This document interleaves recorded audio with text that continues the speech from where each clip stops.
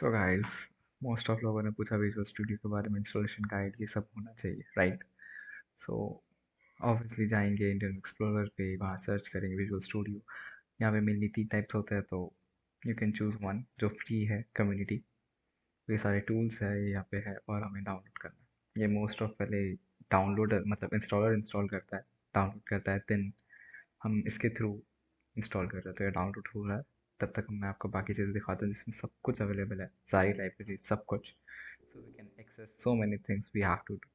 जो हमें करना है वो हम इस पर आसानी से कर सकते हैं, इसलिए इतना जाना माना है। ये इंस्टॉल हो रहा है, थोड़ा वक्त लेता है, ये सिर्फ इंस्टॉलर है, नॉट अभी ये इंस्टॉल हो जाएगा, देन हम इसके आगे की इंस्टॉलेशन प्रोसेस चालू करेंगे, जो है ये, जिसके अंदर हम सिलेक्ट करते हैं कि हमें कौन सी लाइब्रेरीज चाहिए। मोस्ट ऑफ इसके अंदर सारी लाइब्रेरीज है।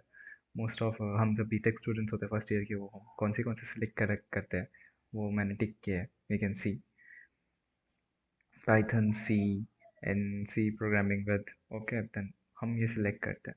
और इसको करीब करीब 12 GB 8 GB का डाउनलोड होता है। 8 भी नहीं, 5 या 3 4 GB का डाउनलोड होता है, एंड ये खुल के 12 हो जाता है, ओके।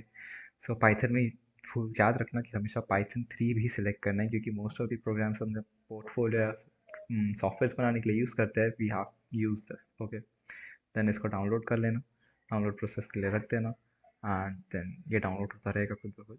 अगर स्पीड अच्छी है तो वेल एंड गुड। बाकी ये उसके दो है टाइप्स, एक प्रोफेशनल है और एक ये पेड वर्जन है, दोनों के दोनों। सो ये हो चुका है इंस्टॉल, और इसके अंदर ये सब कुछ है, ओके।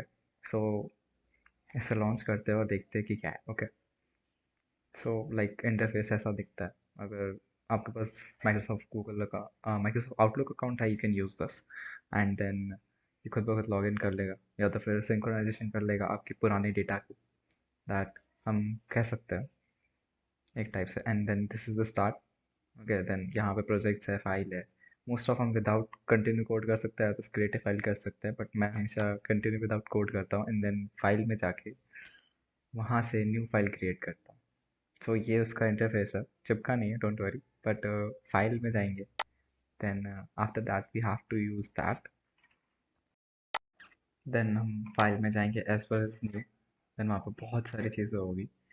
लाइक यहाँ के अंदर जितनी भी लाइब्रेरीज आपने डाउनलोड की होगी वो आपको विजिबल हो जाएगी। लाइक मैंने जितनी की है वो सारी की सारी है, या फिर अपना डॉट फाइल करके एक्सटेंशन टाइप करके आप ढूंढ सकते हैं। ओके, सो नेक्स्ट क्वेश्चन आता है कि हम इसको मॉडिफाई करना है तो कैसे करेंगे। गाइस सिंपल है, वहीं जाना जहाँ पे आए थे, तो विंडोज विजुअल स्टूडियो इंस्टॉलर पे जाना, देन उसको मॉडिफाई पे क्लिक करना, देन वहाँ पे आपको सब कुछ मिल जाएगा, okay.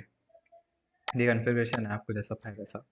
Then modify obvious, then आपको जो लाइब्रेरीज जो डाउनलोड करनी है वो आपको यहाँ अवेलेबल होगी। बार बार इंस्टॉल करने की ज़रूरत नहीं है, कभी कभी कोई गलती कर देता है, यह तरीका है।